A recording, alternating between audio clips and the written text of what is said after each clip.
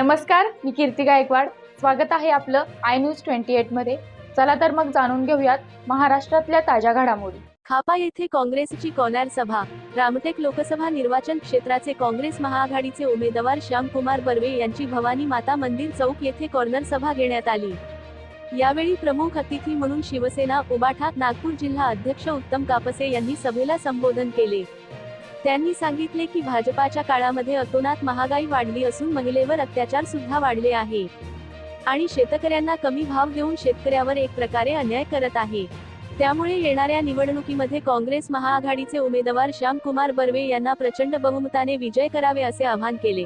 यावेळी प्रमुख वक्ते म्हणून माजी मंत्री सुनील केदार, श्यामकुमार बर्वे, जिल्हा परिषद अध्यक्ष मुक्ता कोकडे, वैद्यनाथ डोंगरे, उत्तम कापसे, प्रकाश पराते, ज्योती शिरसकर, रवींद्र चिखले, अरुणा शिंदे प्रामुख्याने उपस्थित होते. यावेळी सर्व मान्यवरांनी मतदारांना संबोधित करून काँग्रेस पक्षाला विजय करण्याचे आवाहन केले. यावेळी खापा येथील प्रतिष्ठित नागरिक म्हणून दिवाकर बोंद्रे, नामदेव गजभिये, सुरेश चंद्रवंशी, विनोद जांगडे, कैलास कापसे, सुनील शेंडे, मृणाल हरडे, मकसूद शेख, संदीप गिरपुंजे व इतर नागरी व महिला मोठ्या संख्येने उपस्थित होते. सावनेर तालुका प्रतिनिधी पुरुषोत्तम नागपूरकर ची रिपोर्ट.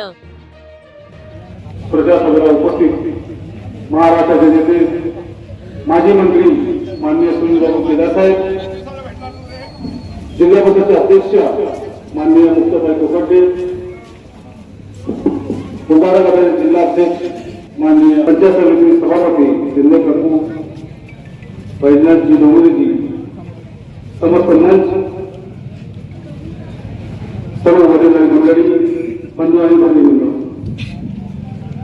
मागील 10-15 दिवसामध्ये ज्या प्रकारे रश्मी बर्वे यांच्या नामांकन रद्द करण्यात आला आणि त्यांची जात वाजता प्रमाणपत्र रद्द करण्यात आलं, ही सर्व घटनाक्रम आपण वृत्तपत्रामध्ये आणि टीव्हीच्या माध्यमातून बघितलेलं आहे. ज्या प्रकारे उद्धव सरकार सुरू आहे त्या दिवशी त्या हुकुमशाहीला उत्तर देण्याची निवडणूक आहे. ही निवडणूक असून लढाई आहे. हे सरकार आपले हुकुमशाही चालवण्याकरता ज्या प्रकारे लोकांची प्रतारणा करत आहे, विरोधकांना संपवण्याचा प्रयत्न करत आहे, त्यांच्या विरोधात आपली लढाई आहे. या निवडणुकीमध्ये मान्य सुनील केदार बाबू ही निवडणूक आपल्या अंगावर घेतलेली आहे. त्याचे कारण आहे ज्या पद्धतीने आपल्या जिल्ह्यामध्ये दडपशाही आणण्याचा प्रयत्न सुरू आहे, त्या दडपशाहीच्या विरोधात आपले केदार साहेब उभे आहेत.